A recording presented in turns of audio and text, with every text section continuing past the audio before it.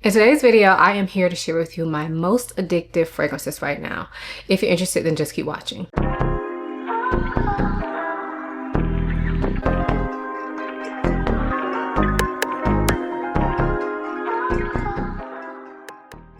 Hi, my name is Ayesha from simplyayesha.com. Here on YouTube, I make videos about fragrance, beauty, luxury, and lifestyle. If those are things you're interested in, please subscribe. And if you are a returning subscriber, hey y'all, welcome back to my channel. So as I said in today's video, we will be talking about my most addictive fragrances right now. So these are not my favorite fragrances of all time or anything like that. These are fragrances that recently I have not been able to get enough of, meaning either I can't stop wearing them, I can't stop smelling them, or I can't stop thinking about wearing them, okay?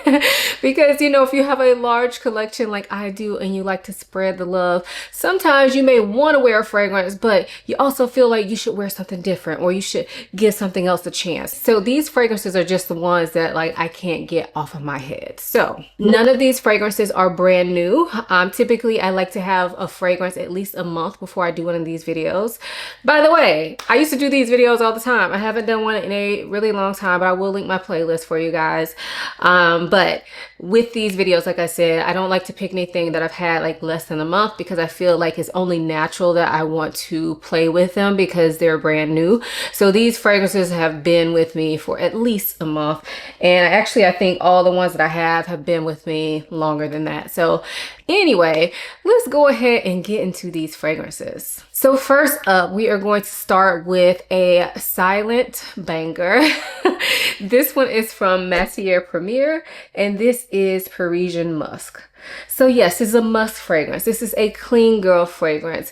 This is a beauty. So this is a like warm, clean, fluffy musk, but it has, I think, fig in here. And for me, I'm not the biggest fan of fig. However, this is one of those fragrances that I feel like has kind of made me change my mind about fig, because I used to kind of see a fig note and think, it's probably not gonna work for me. But this fragrance is one that I feel like it is done so beautifully. It smells natural. It doesn't really smell like the fruit. It's more like fig leaf, I think. So you get that bit of like a bitter greenness mixed in with a slightly sweet, soft, fluffy, clean musk. It is stunning. It's simple, but it is done so well. And I have a lot of like clean girl type fragrances. I have a lot of musk fragrances. I really like that category of fragrance, and I feel like it works for me and my climate very well. But I will say that even though this sounds very simple, I don't have any other musk that smells like this, like exactly like this. So take that as you will. I mean, I don't know. If you have a lot of musk fragrances, you may not feel the need for this, but there's something so fresh and clean about this fragrance that makes me want to keep coming back to it. It's just a beautifully well done musky scent. So again, that is Parisian Musk from Matiere Premier. The next fragrance is from Guerlain, and this is Ombre Samar. So out of the fragrances that I'm going to be mentioning today, this is definitely the newest one to my collection. But y'all, this was love at first sniff. And there's been no turning back. I absolutely love this fragrance. So it is a spicy, like amber scent.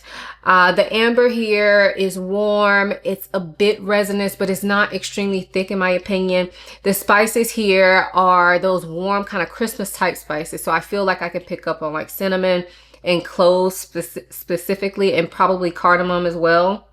Yeah, that's what it smells like to me. But then there's also this sweetness to this fragrance, almost like maybe honey is infused in this fragrance. It is so good. So it's sweet, it's warm, it's spicy, but it's not too heavy.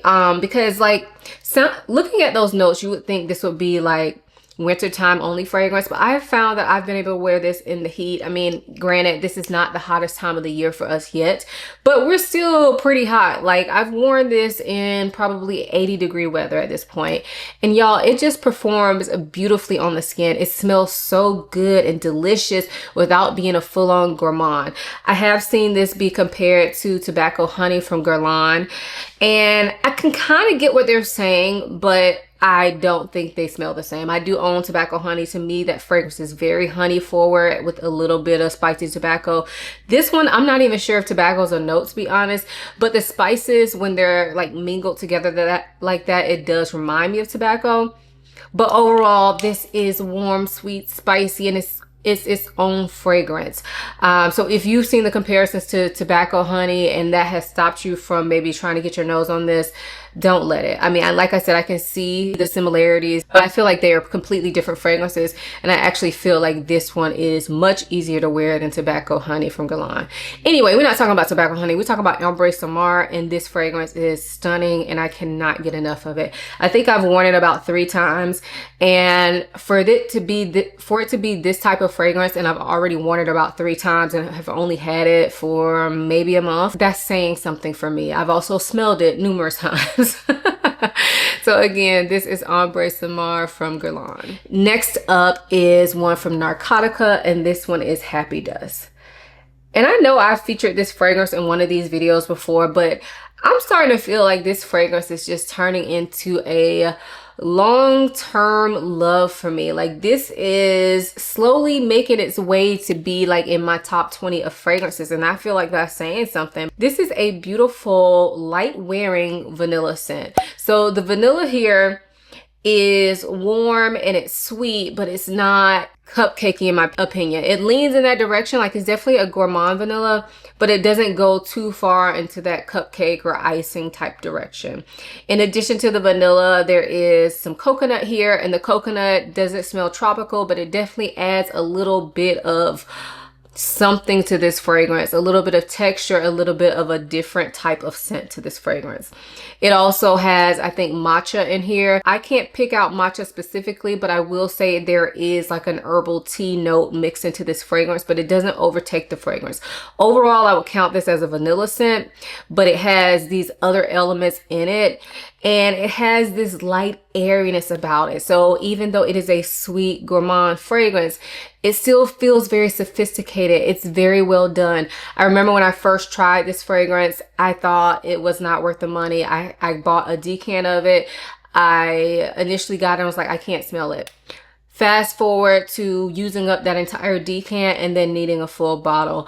And now I just feel like this wears so well in the heat. This is the type of vanilla that you can wear year round, specifically in the summer.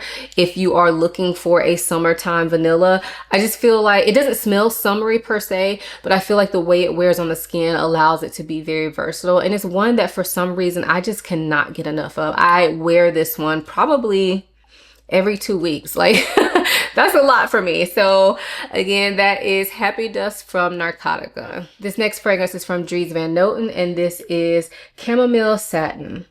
So this is a beautiful tea scent. So to me, what I get mainly is a chamomile tea, like that is prominent, but is mixed with this vanilla, and it has this smokiness to it. So it's smoky, sweet tea-like. It's not one of those fresh, like green tea type of scents. This is more of a smoky, sweet tea type of fragrance, but it doesn't get like too tea-like. Like, you smell the tea, but it feels more like a fragrance than actual tea, if that makes sense. There is also like a fluffiness about this fragrance that makes it feel just very enveloping without feeling too heavy. It gives me those cashmere vibes where it feels warm and cozy, but it's also not too heavy. I do feel like this is a year-round scent, probably best suited for fall and spring in my opinion, but this is one that I wear year-round, and lately I have not been able to get enough of this, and it sits in a place where I can easily smell it, so I'm always smelling it, y'all. It smells so delicious without smelling like pure food. It is gorgeous. If you have not smelled this, I feel like you should.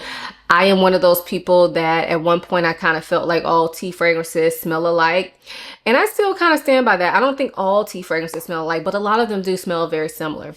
This does not smell like those, okay? This does not smell like those. So get your nose on this if you have not already. This is Chamomile Satin from Dries Van Noten. And then the last fragrance that I have is probably going to surprise some of you.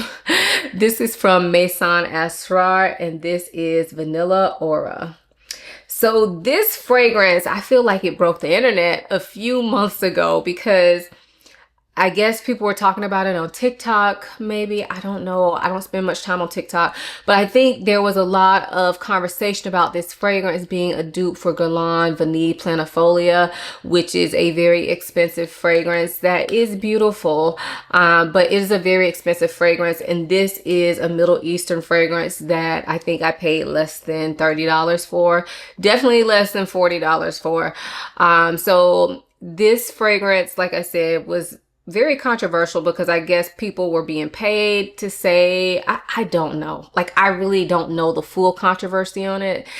So I don't know, but I got this fragrance because I saw it on Joma Shop and wanted to try it. I did do a first impression of it that I will link for you guys. But anyway, I fell in love with it, y'all. It is it's a cheap and cheerful scent, and I'm here for it. It is a beautiful vanilla. It is sweet, but it kind of has this waxiness about it. And it also kind of has this nice muskiness to it as well. It's not something that I feel is extremely hard to understand, but it is done very, very well. And every time I wear this, every single time I wear this, I get a compliment on it. And it kind of pisses me off, to be honest, because I wear some expensive fragrances. But every time I wear this little $40 number, the girls love it. The girls, the guys, everybody. I've gotten compliments, so many compliments from strangers every single time I've worn this fragrance. And it is beautiful. And again, it sits in a place where I can sniff it a lot. So I do sniff it a lot. And lately, if I've been feeling like wearing a very gourmand vanilla, this is the one I've been wanting to reach for. I also feel like it plays well in the heat. Probably wouldn't be my top pick for like the dead of summer, to be honest.